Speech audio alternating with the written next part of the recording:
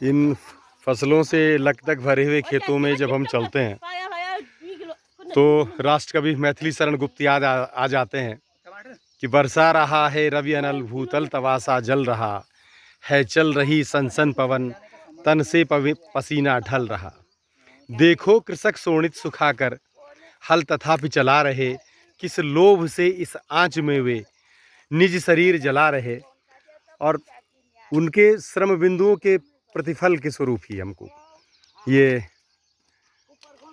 पेट भरने के लिए फल सब्जियां भोजन मिलता है। तो इस किसान को जो खेती पर काम कर रहा है, मेहनत कर रहा है, बहुत बहुत प्रणाम।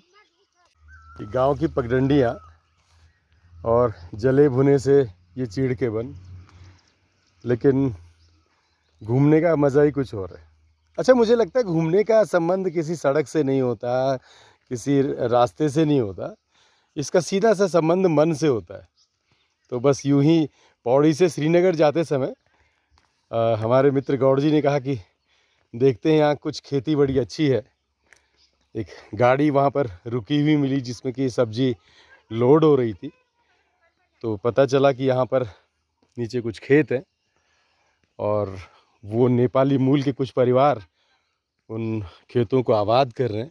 तो मन हुआ है कि चलो देखते हैं।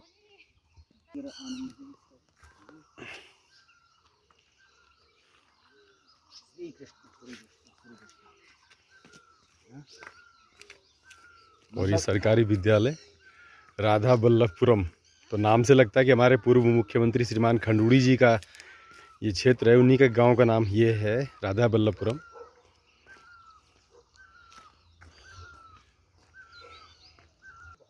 और यहाँ पर ये नीचे चलते हुए पगडंडी के बगल में एक मंदिर के भग्नावशेष से नज़र आ रहे हैं।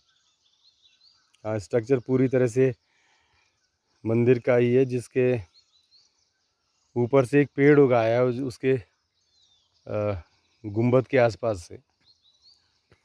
तो ये बहुत कुछ बयां करता है। ऐसा लगता है जैसे कि यहाँ से मनुष्य ही नहीं, देवता भी पलायन कर चुके होंगे। बहरहाल कुछ ये मंदिर सी आकृति क्या, मंदिर ही है। और अब चलते हैं। तो फाइनली हम नीचे उतरते हुए पहुँच गए हैं और ये छोटी सी एक पुलिया है और उस पुलिया के बाईं तरफ हम अगर अब देख पाएँ तो ये धान बोया गया है। धान की जो पौध है वो लगाई गई है और ये कभी हकीकत हुआ करती थी, लेकिन आज महज फ़ोटो शूट करने की जगह ये बन चुकी है, क्योंकि ऐसे क्षेत्र कहाँ आप गढ़वाल में मिलते हैं। तो जिनके बचपन में ऐसी खेती करी होगी उनको अपने बचपन के दिन याद आ जाएंगे। तो ये पानी एक जैसे गाड कहते, छोटी सी एक नदी, और उस नदी के पानी को गूल के द्वारा ये पहुंचाया गया है। तो ये हम नेपाली जो दो चार घर हैं, घर क्या झोपड़ियां कह लीजिए, वहाँ पर हैं। और वहाँ पर ये आपको एक जनजीवन, गढ़वाल में आपको नेपाली जनजीवन मिल जाएगा। बड़े मेहनती ये लोग होते हैं और दूर ये फैले खेत हैं, लगभग 30-40 नाली में तो ये क्षेत्र फैला ही होगा। तो 2 परिवार यहाँ पर महज रहते हैं और मेहनत देखिए कि कितनी खेती को वो कर जाते हैं। और खेती करने के लिए बैल भी हैं यहाँ पर, ये देखिएगा। ये देसी हल जो इंडिजीनियस प्लो है वो भी यहाँ पर रखा हुआ है। और ये बैल न जाने प्रेमचंद की कितनी कथाओं के ये पात्र रहे हैं, मुख्य पात्र रहे हैं। और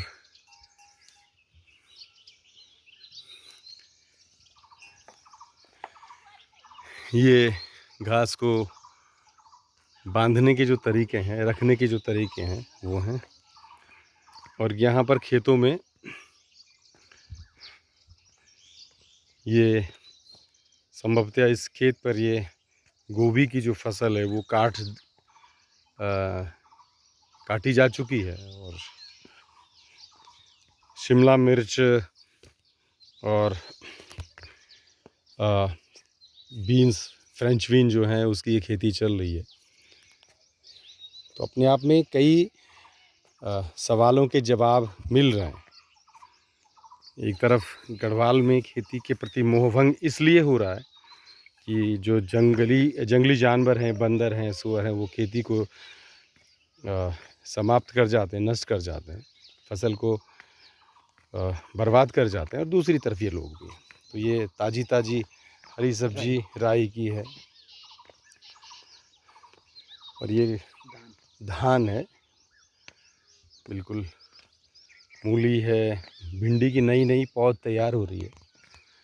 तो यहाँ पे आने का मकसद यही है, इन लोगों की कर्मठता को और इस क्षेत्र को बरबस देखने की इच्छा हुई, तो चले आए। और कह रहे कि केवल 2 परिवार यहाँ पर रहते हैं। ये पालक है सर, हाँ जी।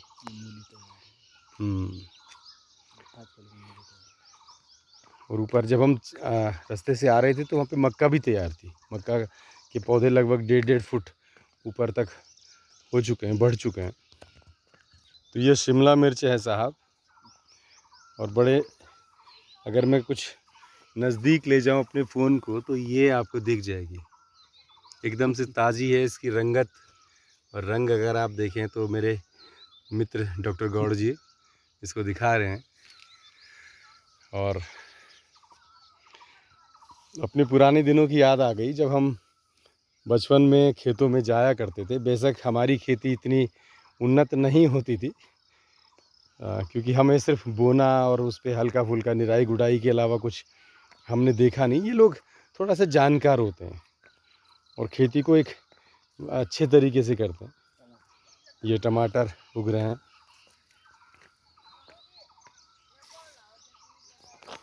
अब ये टमाटर की देखिए जो खेती चल रही है, ये और यहाँ दूर महिलाएं भाजपा के जीतने की खुशी में हमसे पार्टी मांग रहे हैं, मानो कि हम उस बीजेपी के कार्यकर्ता हों। लेकिन लोगों की अपनी मान्यताओं के प्रति, अपने विश्वास के प्रति क्या कहा जा सकता है। हाँ, और ये एक नेपाली बहन यहाँ पर सब्जी काट रही हैं, तो उनके मेहनत को देखने के लिए हम उनके खेत पे आ गए हैं। अच्छा, ये गोभी आपने बीच से क्यों काटी है? ये गोभी बीच से क्यों काटी है? अच्छा, तो खराब गोभी इस तरह से काट दी गई है। ठीक है, ठीक है। अच्छा, ये देखा खराब हुई। हाँ हाँ, और बाद में वो बधाई हुई है वो बुने। अच्छा अच्छा, ठीक है, ठीक है। गाँव जो हमारे सारी खेती बाजी पड़ी। अरे ठीक ठीक, हाँ हाँ हाँ, और करने वाला चल गई नहीं। हाँ हाँ हाँ, और हम तब उन्हें क्वार्टर दे रहे मानो न अनपढ़ चल बात खाना ना गोराड़ा। अब बोलना किन किन के और मैं यूं छो मेहमान गिरदी मां। अच्छा, मेरे जेठनी नो ना पिलसन पालसी अब पार्टी में यूं छो में। अच्छा, सोना और तब रूम ब्याह भाजपा छाया हम साहब बिजवाड़ उठाना गया और सबू बोल मिन के जरा मोदी दिखा तब ब्याह रात चैन कोड़ भी दे सुन अग्ने पिछने हैं पौड़ी बटी हुई ये मत बोल जरा दी अक्सर पढ़ दो स्वामी तब ज्यादा से हैं पर धन्यवाद यहाँ जौन वोट भी आई और ज्यादा से नौका ना ये जा कि गरीबू थे रास्ता दिखा नहीं बाबा और मैं नाना तोड़ा छे ना लौड़ गौरव को था और वो जा बुआरी खेती करती। अच्छा अच्छा, और जाड़ी हुई दुनिया भर है। ये तोरी की पौध लगा रखी है, ये गोभी है, इधर ये टमाटर के खेत हैं, ये पूरा खेत टमाटर का है। बगल में अगर गूल के दूसरी तरफ देखें तो ये आलू है, और ऊपर ये बीन्स है, शिमला मिर्च है। तो पूरी तरह से मिश्रित फसल का, मिश्रित खेती का एक बेहतरीन ये उदाहरण है। हरी सब्जी भी है।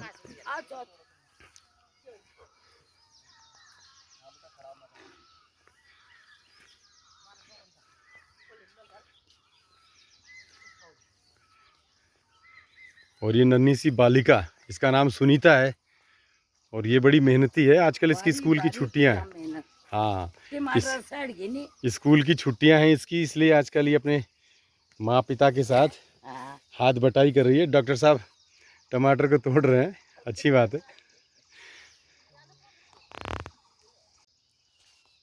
प्रकृति मुझे मोहित करती है, चाहे वो हरे खेत हों, हरे भरे पहाड़ हों या कहीं भी हो, प्रकृति का जो विशुद्धतम रूप होता है वो मुझे बहुत मोहित करता है।